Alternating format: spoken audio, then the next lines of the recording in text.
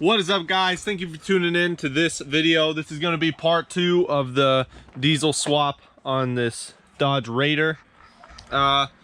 This video, we're going to have this thing running and driving. So right now I'm just going to show you guys some of the little wiring stuff that has to go into getting one of these engines to run, and it's super simple. So let me go ahead and show you.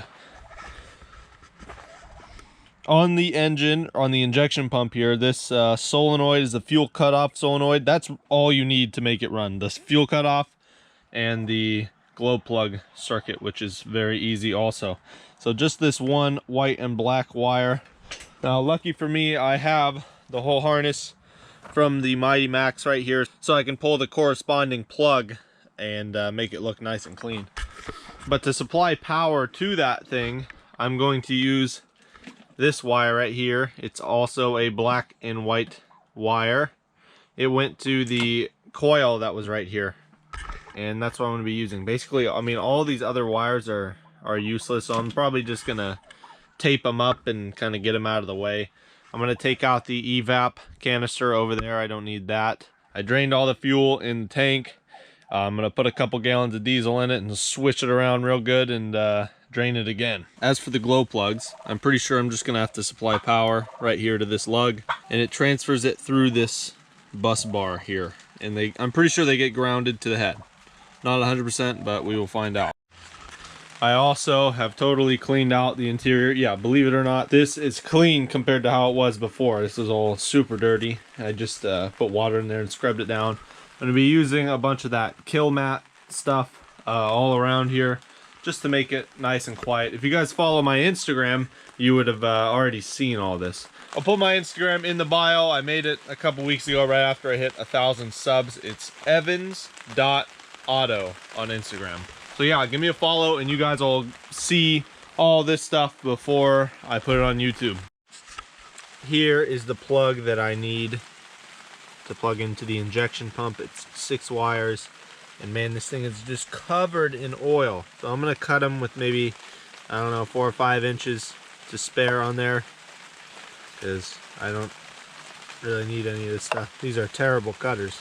But yeah, I'll cut all these and I'll go ahead and get it soldered in there. Look what I just got in the mail. Here's the diesel starter and here's the 2.6 starter. So a lot of people were saying that they would just use the 2.6 starter, but I'm not really sure how they did that. Maybe they probably used the 2.6 flywheel, where, I mean, I could also use that, but I have the diesel flywheel, and I figure a diesel starter, you can see it's geared down a lot, and this is your gearbox. It's a lot bigger than this one. Okay, so for anyone doing the swap, this is your temperature sender / sensor here, and you are going to be using that yellow with a red stripe. You're going to be using that wire for your gauge. Here's the wire on the car. So the wire on the car is this yellow with a green stripe, and that you're going to connect to the yellow with a red stripe. I have this plug that came with the diesel that plugs into that main thing, so I'm just wiring all my stuff up to this. Just went to the auto parts place and picked up this heavy duty 60 amp switch. It's a momentary for the glow plugs. It's a little hard to press, but I think it'll be all right. I'm thinking of mounting it right in here next to the dimmer. So I think I'll mount it right there. And the reason you want a momentary switch is so you can't turn it on and leave it on and blow up your glow plugs. And the reason I got a 60 amp switch is now I don't have to run a relay in there. I'm just going to run 12 gauge wire from here to the battery and then from here to the glow plugs. And it should work just fine. You only hold it for, 5 seconds, so that's definitely not too much for the 12 gauge wire, and especially not for the switch. There it is, mounted. That took all of about 5 minutes. I thought it was a hard press, but it's really not that bad once it's mounted. And it's not bad for eyeballing it. Pretty happy with that. Just got another package in. It's my Aisin water pump. These are the only ones I ever buy. Really good quality. And then a Wix oil filter. So that should be good. I think it was like $5, so I figured I'd get it. Look at how chunky that thing is. So we're getting our parts in. Hopefully we'll have the timing belt stuff pretty soon. So there's the switch in there. Nice. And it's routed out to here. and I ran a couple of wires. I taped them up, but a couple of wires. This one's gonna go straight to the glow plugs, and then this one obviously goes to the battery. I just tested it. It works perfectly, so that's one thing checked off the list. All right, so here are the two oil pressure sensors. This is the oil pressure sending unit. This is the one off the 2.6, and this is the one off the diesel. I'm going to be using the 2.6 one. That way, I don't know, just it's all calibrated for the car at least. I don't know if that even matters, but I'm going to put the 2.6 one on because that's pretty much what I did for my LS swap. I used the Montero fuel pressure sender, so I know it's calibrated for the gauge. This is the location of the oil pressure sending unit. It's underneath the turbo. I have the engine upside down right now, but yeah, I got some Teflon tape on there. Make sure you put it on the right way also, so it's going with the threads. We'll tighten that thing up and we should be good.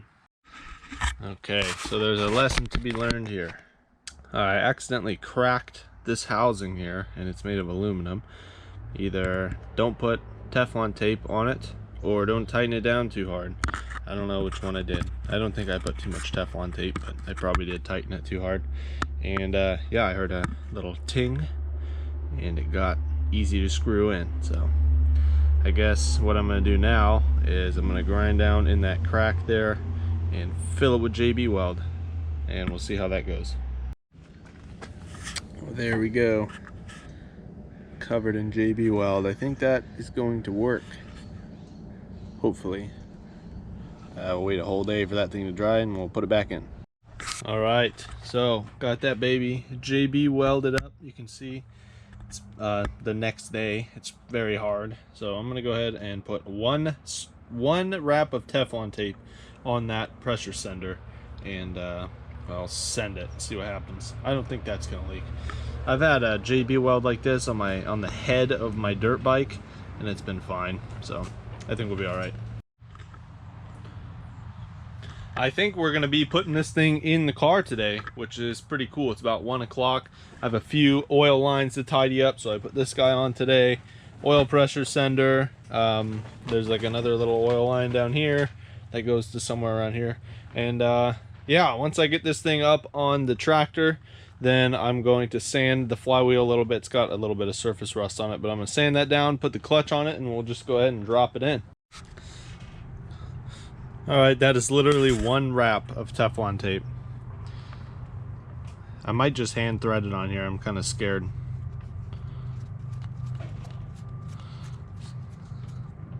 It's going on smooth.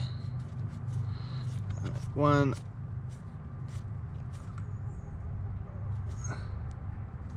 Okay, that's tight enough. Tight enough. Alright guys, got the 4055 hooked up to the engine hoist, and I'm just gonna try and put it in here by myself. So we'll see how that goes. Hopefully I don't drop it on the course board or anything like that, but either way, it's going in there. Take two, got the fan off. Let's try it again.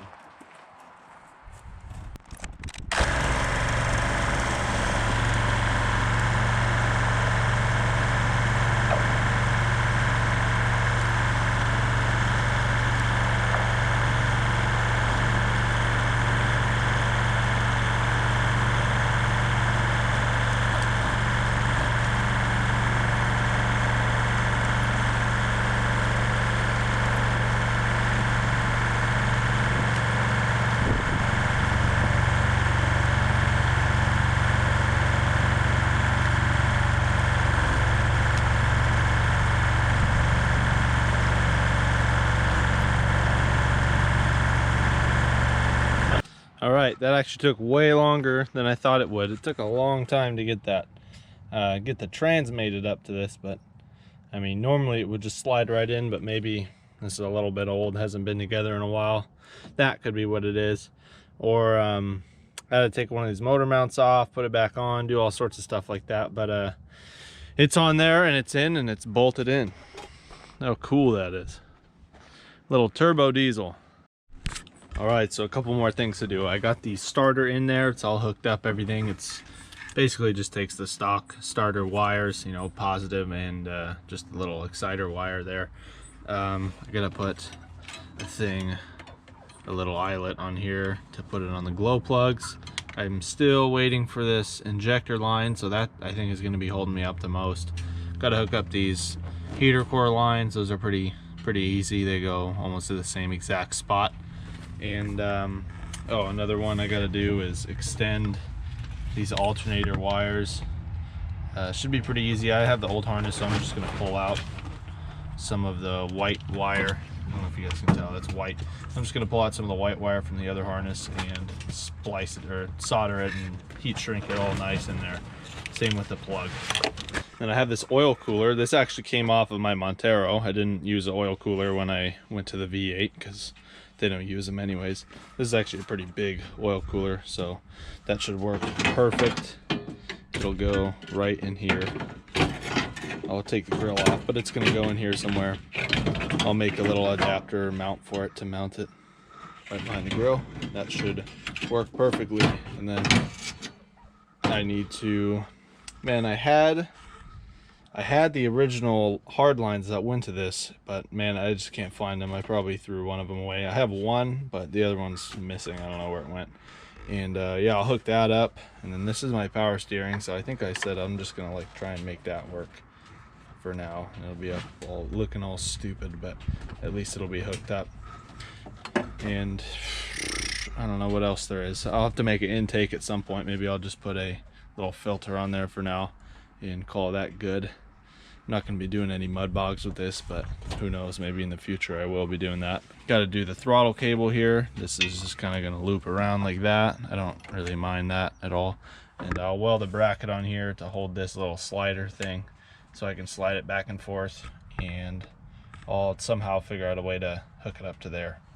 Got the alternator wires hooked up, so I just unplugged. This is the Raider harness here. You can kind of see that's a white with red dots, and then just a blue one with red dots also. And on the Mighty Max harness there was a white and a blue that went to the alternator, so I didn't look at any diagrams, but I hope Mitsubishi at least kept the colors the same. And I guess we'll find out if something blows up. Don't do it this way. Alright, got the oil cooler in. Not super proud of how I cut this all up. And it's kind of a mishmash of lines and stuff that I had around here. And then over here I had to make a little coupling to couple these two together. This hard line on the bottom, that is a Montero oil cooler hard line from my Gen 2. And I couldn't find the other one for this one, so I had to make this up. And I might bend this guy a little bit just so it's not hitting the metal, but for now it'll hold oil. And I got to mount it on this side also, so it's not all wobbly like this. Actually, that's pretty tight, but I will probably just mount it over there so it doesn't move at all.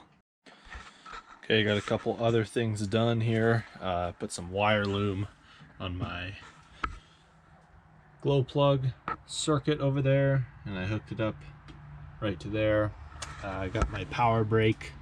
I just used a hard line, kind of bent it around and brought it down to the back of the alternator where the vacuum pump is, and I think that looks pretty good. I'll secure it a little bit better, you know, get some hose clamps on it and stuff.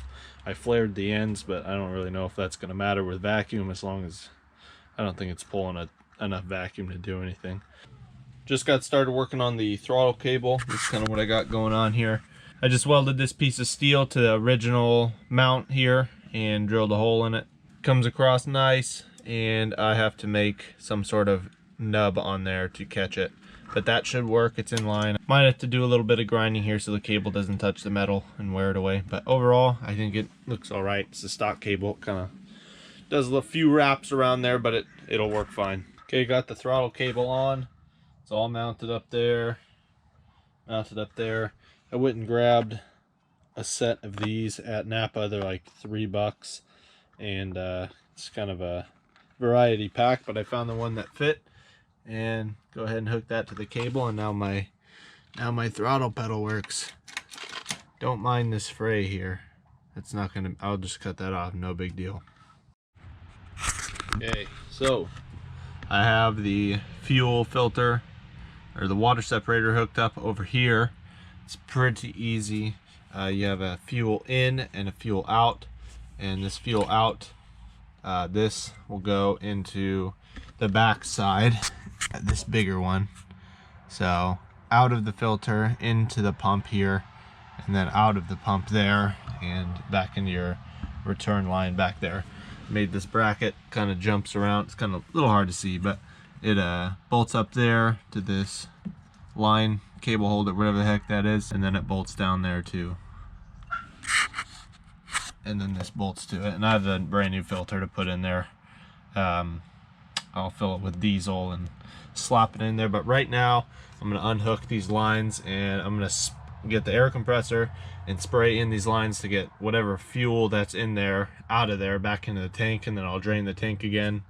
Then I'll fill it with diesel, the tank with a gallon or two of diesel, and then drain that out, and then fill it all the way up with diesel, and it should be perfect. All right, got the diesel filter installed.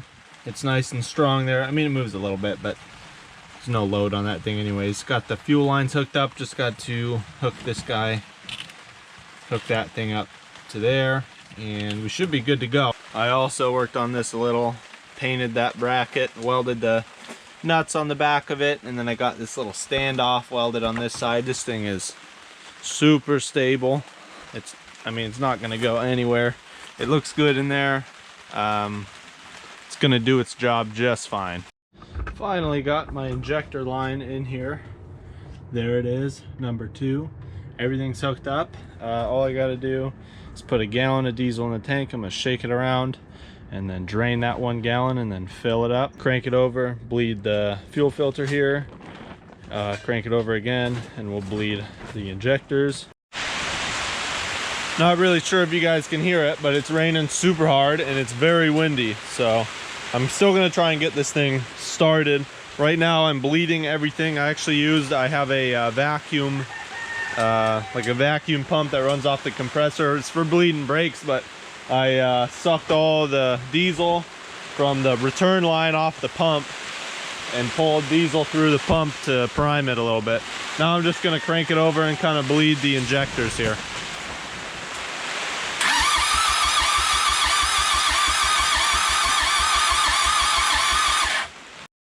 Well, if you guys have been following along in this and you're doing your own swap, this is pretty much where you would be ready to start it. I primed the pump, I bled the injectors, all that stuff. It's getting fuel, it's getting all that, but turns out this engine has like no compression. And now, since I've never dealt with diesels, I didn't really know that from the beginning, but tons of blow by, you can tell. I'll crank it over for you with this oil cap off of here, and you'll see this thing will just freaking shoot off of there, which kind of sucks because I spent all this time. I waited for this injector line for a while, and it's pretty much ready to go. So if you're at this point in the build, you're pretty much ready to go. You're ready to start it. I showed you the wiring. Of course, I'm going to clean it up a little bit, but there's really no point now since it's not going to run anyways. Let me go ahead and show you the blow by that it has. All right, let me go ahead and show you guys what's going on here. Undo the oil cap. You guys can look here and look out this little breather hose here. It's supposed to go into the intake. I'm gonna go ahead and crank it over, and you can watch that thing shoot right off of there.